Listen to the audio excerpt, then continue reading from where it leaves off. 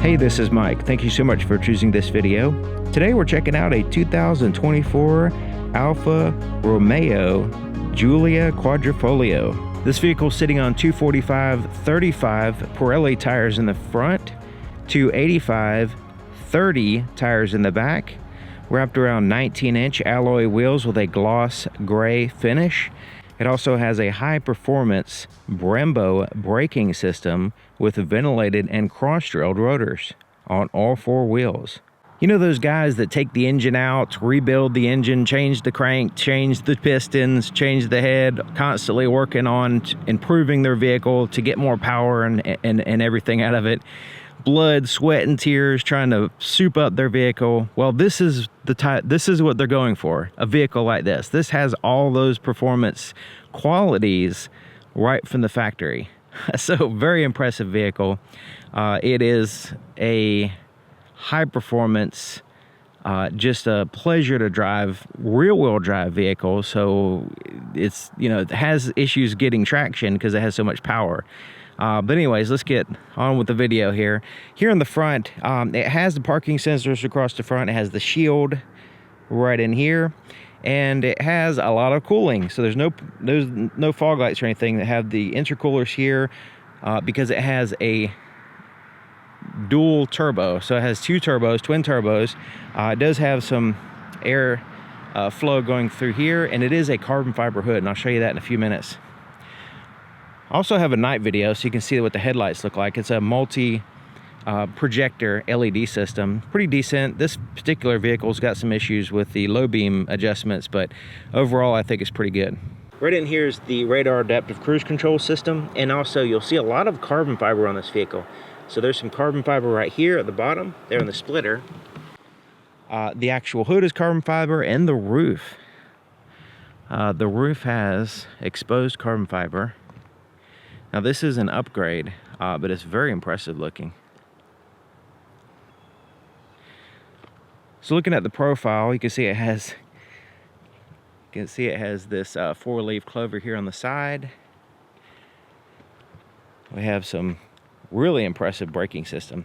So the Brembo's massive pistons here on the braking caliper, and then check it out. Look at all that cooling you have. You got the cross-drilled, and then you have a complete separation here with the disc. So there's a lot of cooling here. There's also ventilated as well. So yeah, these are really impressive braking system, and they work really well. There's some more carbon fiber here on the bottom, there on the sides. Body colored handle, and then it has the gloss black pillars there. It needs some tinted windows. This particular one doesn't have any tinted windows. It's kind of odd. So it has the wider tires here in the back, and even with those wide, really sticky, you can see the sand sticking to them. Very sticky tires. It still, with all the power, it has a hard time maintaining traction. It just wants to just burn out all the time. So it's a good thing it has the traction control system, which you can turn off if you want. And here's the key. It has the badging there on the other side. Pretty high quality feeling key. Kind of bulky though. A little bit of weight to it. It does have the remote start, the ability to open up the trunk, lock, unlock, panic button. But as long as you have this key with you, you can use the vehicle 100%. Be in your bag or whatever. As long as it's on the outside of the door, it could be in your pocket. It has the lock button here. To unlock it, you simply put your hand behind the handle. Right in here is a sensor. As long as the key's on the outside of the vehicle, close to the outside of the vehicle, it'll unlock the doors and allow you access to the vehicle. There's also a physical key location here, and there's a physical key inside the key fob as well. The inside of the door here has the double stitch right here, contrast stitching here and here, off soft touch up here, hard touch here at the bottom, and it has exposed carbon fiber. Really impressive looking exposed carbon fiber here in the door and other places in the vehicle, and I'll show you that in a minute. This is open, so you can stand something up, and there's a pocket there. Now these pockets aren't very good for like bottles of water and stuff. You kind of have to wedge them in there. They do work, but it could be designed a little bit better, I think. Check out this sill plate here in the threshold. Looking pretty cool. Power seats. They have 4-way lumbar adjustments as well, and these bolsters, you can adjust them with these little buttons right here. So there's the four-way lumbar adjustment, and there's a normal height and everything seat here. And I would say these are fairly comfortable seats. They're heated as well, and yeah, I mean it's one of those type of seats where you have to adjust it properly, because especially the bolsters, if they're too tight on you, it's not going to be comfortable. It also has this manual adjustment thigh extension here. So yeah, once you get in place in the vehicle, it's actually surprisingly comfortable. There's the leg room here on the passenger side. It's a lot of room here in the front, actually. Lockable glove compartment. It has felt lined as well. Pretty big glove compartment as well. And then we have like a soft touch surface here and dash and more of that exposed carbon fiber.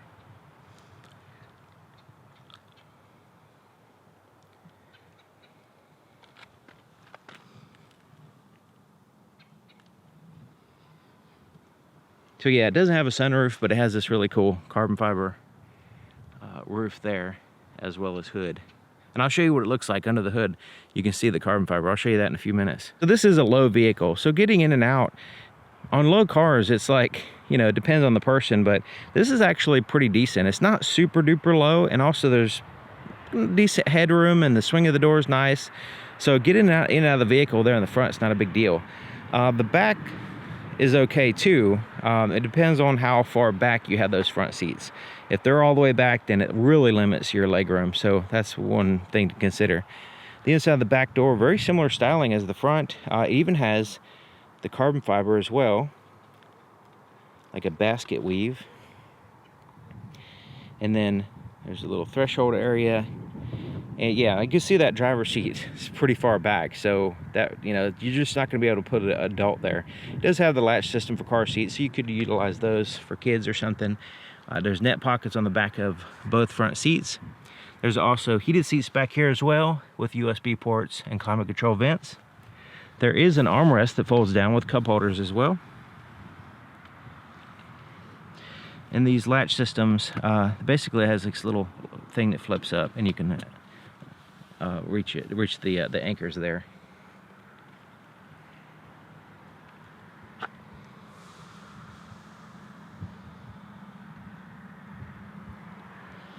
There's a gloss black shark fin antenna there at the top of the roof.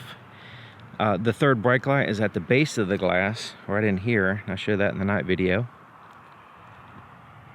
Carbon fiber spoiler. So this, the exterior carbon fiber has the, you know, like a clear coat on it to protect a little bit better and make it easier to clean mostly. So you can see that there, looking nice.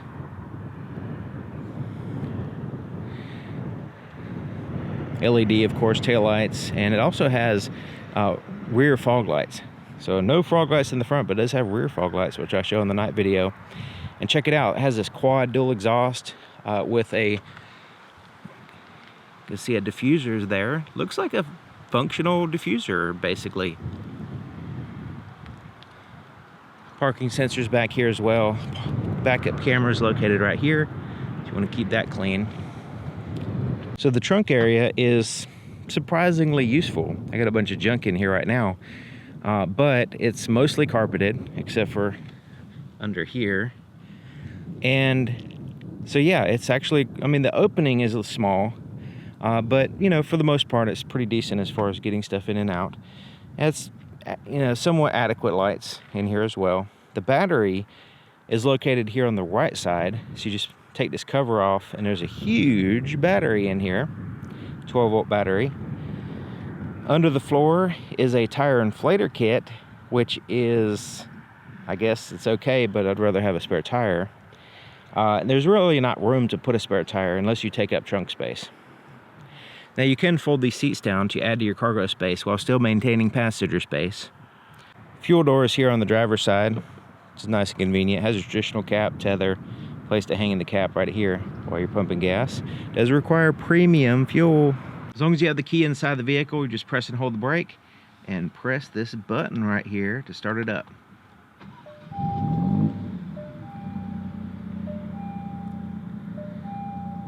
And it has two different exhaust notes. So you can have the kind of normal mode like this, But you can put it in dynamic and it opens up the baffles and the exhaust and makes it a little bit louder and a little bit better airflow as well.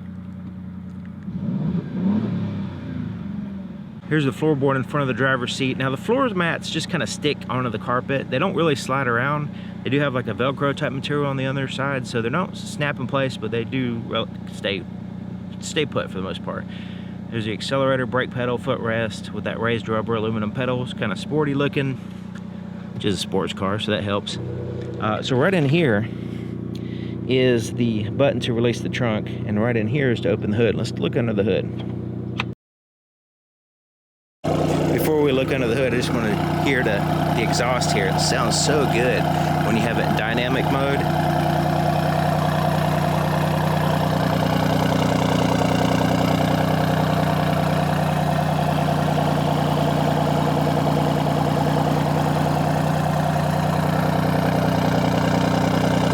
Raise the hood, there's a latch right here in the very center. Let's move it to the left and you can lift up. Very lightweight carbon fiber hood. And it holds itself up, so you don't have to use much energy to lift it up. And check it out, under here, right here, you can see the carbon fiber exposed here. Now this is smoother, it doesn't feel rough like the ones inside the vehicle where it has like exposed basket weave. You can see the basket weave look, but it is very smooth, you know. And it has the vents there. And so yeah, very lightweight hood, and also the roof is lightweight carbon fiber, so there's cutting back on weight, which is, with this vehicle, it's fairly light and a lot of power, and it's rear-wheel drive, so like I said, you're gonna break traction like crazy. Okay, so Ferrari engine, interesting. They robbed the Ferrari factory and put it in here. So they got a Ferrari V6, and it is no joke as far as driving this vehicle. It's not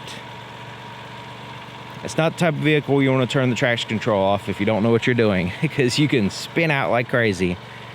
So yeah, it is very impressive. And it's paired to an 8-speed automatic transmission, ZF, made in Germany, 8-speed automatic transmission, which does an excellent job of handling the power and the shift points and all that stuff as well. The inside of the driver's side door is just like the other side, except for it has a few more buttons. The power windows are one touch up and down. It does have the laminated glass here on the side. It helps out with noise and stuff. Just a solid glass there on the side. And then the side mirrors can be adjusted there. You can also pull this back to power fold them as well. And the power mirrors do have the blind spot detection system, indicator, and they're also auto dimming and heated side mirrors. And once again, this seat is basically just like the other side. We do have presets though, instead of just the other side doesn't have the preset buttons, which this one has the preset buttons, 3 presets, and it has the bolsters adjustments, the 4-way lumbar adjustment, all that kind of stuff. So it has this compartment here, right in here. It's a felt lined compartment. It goes in there quite a ways. I have one of my business cards in there, and so that's kind of handy. Put your sunglasses or whatever in there, especially if you got like the big Hollywood or big Italian sunglasses. You have to have a large place to put them. And then there's the stop start feature. You can turn that off. I don't know why this vehicle even has that, but it has it. And parking sensors as well, you can turn those off. That's the off button. Dimmer switch for the interior gauges, and then the headlight switch here, you can turn off the extra lights, which I show in the night video. Automatic function, parking, and then headlights, and then this is for the rear fog lights here. There's also a tilt and telescoping steering column. The latch is right here in the very center. You just push it down, and then once you get it adjusted, you lift it up to secure it. So it's right there in the center, a little bit down. So it's easy to find as long as you know it's in the center there. I'm sitting in the driver's seat. I have the driver's seat all the way back and all the way down, and I'm 6 feet tall, to give you an idea of the potential legroom here. Now it is a little bit too far back for me to drive safely, so I would have to pull it up a little bit. So if you're a little bit, maybe 6'1", 6'2", probably wouldn't have a problem driving this vehicle. There's lots of legroom here on the sides as well. Now the seat is all the way back, so probably not going to be able to fit an adult in the back seat right behind me, but it's just the way it is. Now The seats do have the adjustable bolsters, and for me that's great. So that way I can adjust it a little bit out, because some of the real aggressive race seats, you know, kind of squeeze my my rib cage, you know, and not very comfortable. But being able to adjust them in and out, and it has the adjustable thigh extension and all that stuff. So pretty decent seats. Once I get it in place, get through the door and inside and sitting in place, it's actually pretty comfortable. It's not a big deal as far as it being a small car. It's just a matter of getting in and out of it. So this is a heated steering wheel, and it has the suede right in here, leather on the outside. It has a little emblem there with the clover, and then the carbon fiber with the coating on top of it here. Really nice, feels good, comfortable, has a little give to it in certain areas. Right up here it's a little bit firm, but overall it's a really comfortable steering wheel. You also notice it has the start button on the steering wheel, which is kind of interesting. So to start the vehicle, there's the button. A little bit different. Now it has the volume for the radio and some of the controls for the screen. It's actually a screen for the gauges. We'll get to that in a second. Cruise control is very basic here. It has the adaptive cruise control though. It does have the lane departure warning system as well. There's the windshield wipers controls, and then the paddle shifters are actually on the column, so they don't turn with the steering wheel. And but they're really big. I mean, these are huge paddle shifters, kind of traditional race car type, like you would think of like in a race car, having these massive paddle shifters. And so the turn signal's here, but the lane departure warning system, you can turn that on or off here. All right, so there's the gauges there, and you can basically, you know, use these buttons here, press that button, you can scroll through, get additional information here. But I kind of prefer the large digital speedometer right there in the center, then the RPMs on the left side. I mean the RPMs here on the right side, sorry, and then the actual, you know, simulated speedometer there on the left. Then there's a fuel gauge with estimated range, engine coolant temperature, outside temperature. There's some basic information here, but the main thing is, you know, what you're focused on is your speed and your RPMs and stuff. Now when you change drive modes, we'll skip ahead a little bit here and go to this drive mode selector. So it has D and A basically, and A is advanced, say fuel economy, eco mode, whatever you want to call it here. So that's kind of like eco mode, and it doesn't really change the gauges up here or anything. This is a normal mode, N for normal, and then D for dynamic, so like a sport mode. Now when it's in sport mode, you can see it's a little bit different gauges here. So let me switch back and forth. There's those gauges. When we put it in dynamic, you can see the gauges are a little bit more sporty, a little bit more information there. It opens up the exhaust a little bit, and it also stiffens the suspension. So if you don't want the suspension stiff, you can press this button and it'll go to a soft suspension system. So you can keep the acceleration and the exhaust sound and all that stuff while still, you know, having a soft ride, because it's a little stiff sometimes. So being able to press that and just at least having the ability to have the softer ride with the performance and everything.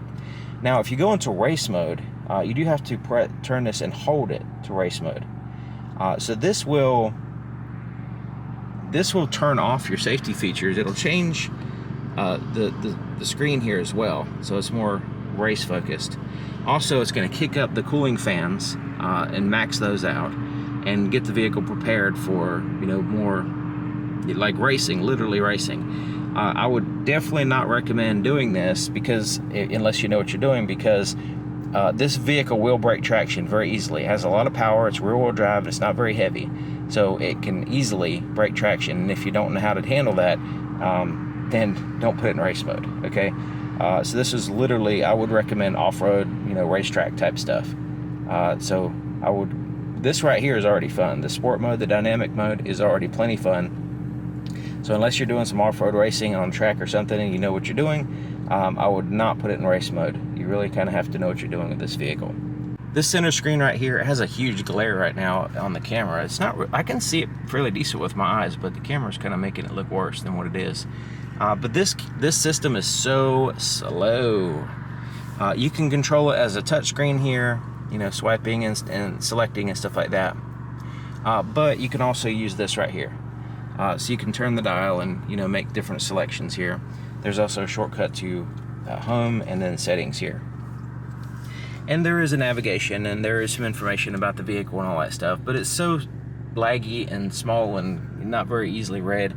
It's really, me personally, it doesn't even need any of this stuff. I mean, even the backup camera, let's go ahead and put it in reverse. The backup camera is just so low resolution, small and dim, that it does have parking sensors, but you know, it's not really made for the technology as far as the electronic technology. This is a different type of vehicle.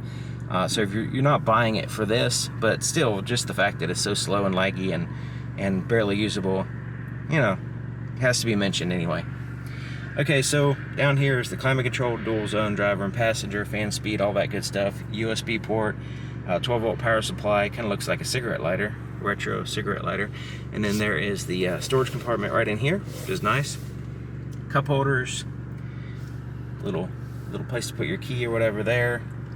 Electronic parking brake. Here's the shifter, and it's electric controlled. Basically, you press the button, you can pull it down to drive, and reverse, come a little bit down without pressing the button. There's neutral, and then you have park here.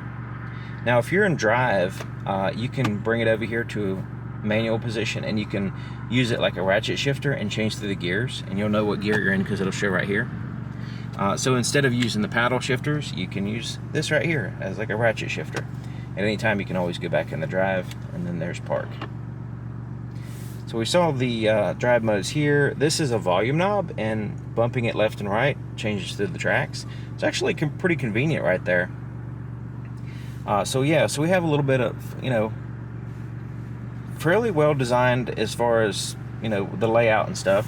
The shifter doesn't have to be like, it's electronic. It could easily be a dial or buttons, but they have it large, I think mostly for the ratchet shifter feature. So so that's handy. Now this carbon fiber is absolutely fantastic. So it's like a basket weave carbon fiber, and it is nice. You can feel it, and it looks really good. And you can kind of tell, you know, there's a lot of fake carbon fiber in vehicles, but you can tell this is the real deal because they left it exposed. You know, a lot of times you'll have this carbon fiber and it'll be behind a like an epoxy or something like that to make it easier to clean and be a little bit more robust and stuff like that. But right here, it's exposed, so you can actually feel the weave and the features, and it's nice, tightly, you know, put down. Same thing there on the dash. And here on the doors as well, has that same stuff. Really cool looking, and it's just really impressive seeing that in the vehicle. All right, so there's the armrest here, and there is a wireless phone charger under here, but my phone doesn't fit in there, and so it depends on your phone, I guess, will fit in there. It's kind of limiting on, because there's a space that, you know, either your phone fits or it doesn't. And I think larger phones definitely don't fit. All right, and there's a storage pocket there, USB ports, auxiliary input there. I have a full night video on this vehicle, so you want to check it out. There's a few things that are positives and negatives as far as using this vehicle at night. One of the positive things at nighttime is this auto dim rear view mirror. It actually did a pretty good job. There was a truck behind me with really bright lights, really close, tailgating me, and this did a great job of dimming those headlights. And a lot of vehicles don't, you know, this, like, it dims it a little bit, but it's still kind of like overly bright when there's light shining on it, reflecting in your face. This one did a great job. It also has the auto dim side mirrors as well. So yeah, I was pretty impressed with the auto dim function. Just happened to be a situation where I needed it to work, and it worked great. And then you got some lights up here. Turn on all the interior lights. I also point out some little lights that are shining right here, and they come in handy at nighttime, and I'll show you why in the night video. HomeLink garage door opener controls on the visor, and the visor's kind of small. It has a little clip here, but it is like a vinyl type material, and the headliner's a cloth, so it matches in color, but it's a little bit different material. This is actually more robust and easier to clean, so it's good they have that. And there's a mirror with a light, and these little visors do, you know, slide out a little bit as well. Looking at the visibility, it's it's not a big deal. I mean, it has those pillars back there. The headrests are in the way a little bit. But overall, just kind of looking over my shoulder and backing up and stuff. I mean, even with the poor backup camera, it does have the parking sensors and the blind spot detection system, rear cross traffic alert systems to help you drive the vehicle safely. So it's actually pretty decent as far as visibility. Hadn't really had a problem. These pillars right here, you know, it's not really a big deal. It's kind of neat starting it up here.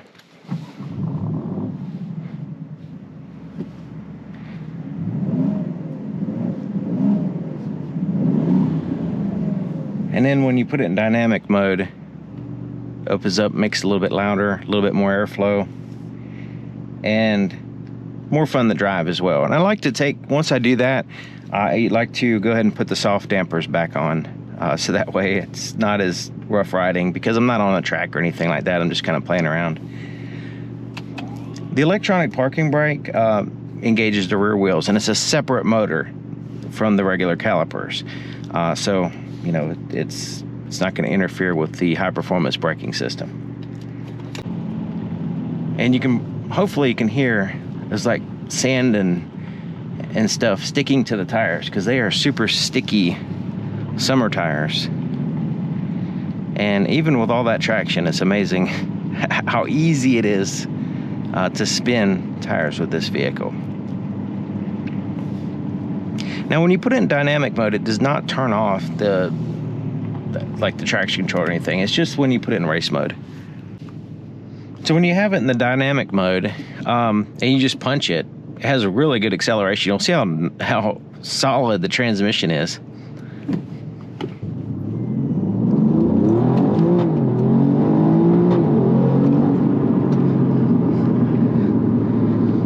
So yeah, it rips through the gears, and with the traction control on, it keeps you from slipping.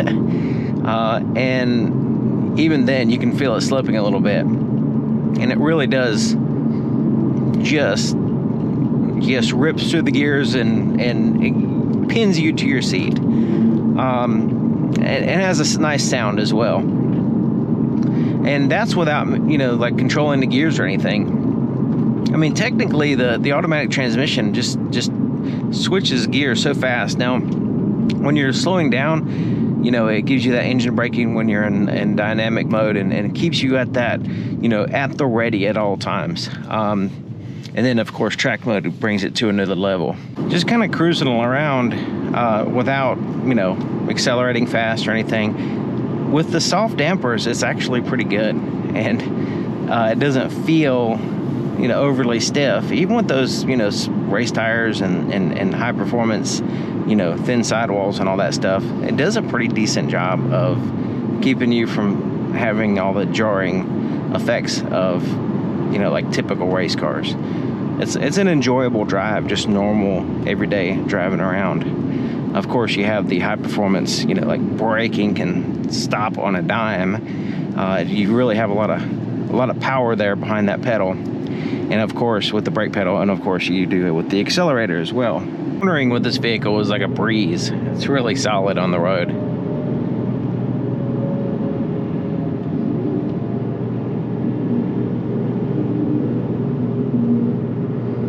Like it does, there's no roll, there's no leaning or anything like that. It's just like rock solid level as you corner.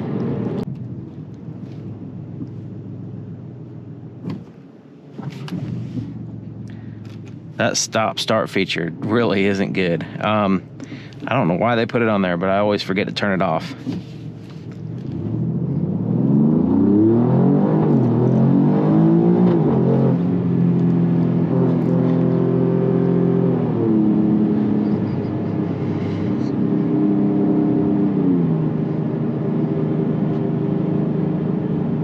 Ever since they repaved this road, it has like these weird noises. Every vehicle I drive through here just sounds weird.